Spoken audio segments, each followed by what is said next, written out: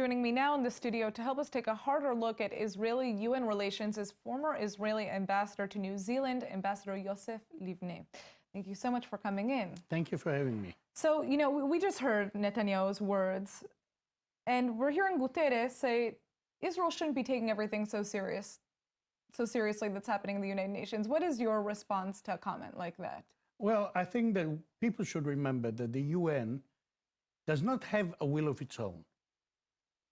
The resolutions which are adopted reflect the political constitution, if you will, of the organization. And as long as there is an automatic majority against Israel, we'll have to live with anti-Israeli resolutions time and time again.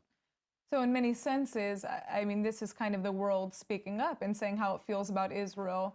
So to hear a comment like that, it's obvious why Netanyahu would be infuriated, to say the least. Most Israelis understand that the UN is an arena where we have a challenge. We have a challenge. I think another point that we have to acknowledge here is what is the role of the Secretary General of the United Nations? We're seeing Guterres come here. And he says that, he's here on a mission to try to change the failing system, bring peace about, but that he's also just a broker between the countries. Does he have any power in helping Israel and the Palestinians come together? Or, I mean, what would you say his position is? What is the true extent to his power? I think that he cannot go against the will of the General Assembly of the United Nations. At the end of the day, he has to represent their organization. He can use his personal aura, if you will, prestige, right, to push forward certain issues. He can be, if he is very charismatic, then yes, his personality can play a certain role up to a point,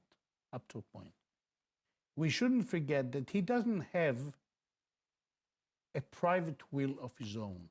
Right. This is not the President of the United States. This is not the Prime Minister of Israel. He was elected by the world body where the 5 permanent members agreed upon his candidacy, and he is bound by the resolutions of the organization. So in that case, is there anything that is going to come about from his visit to the region?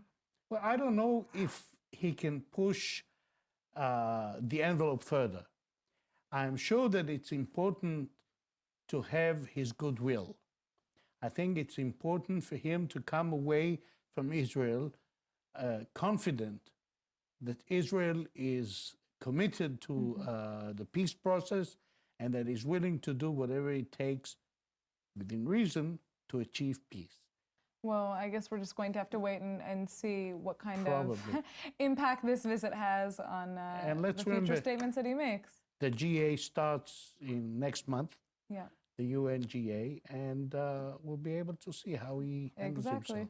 All right. Well, thank you so much for coming in, Ambassador. Thank you.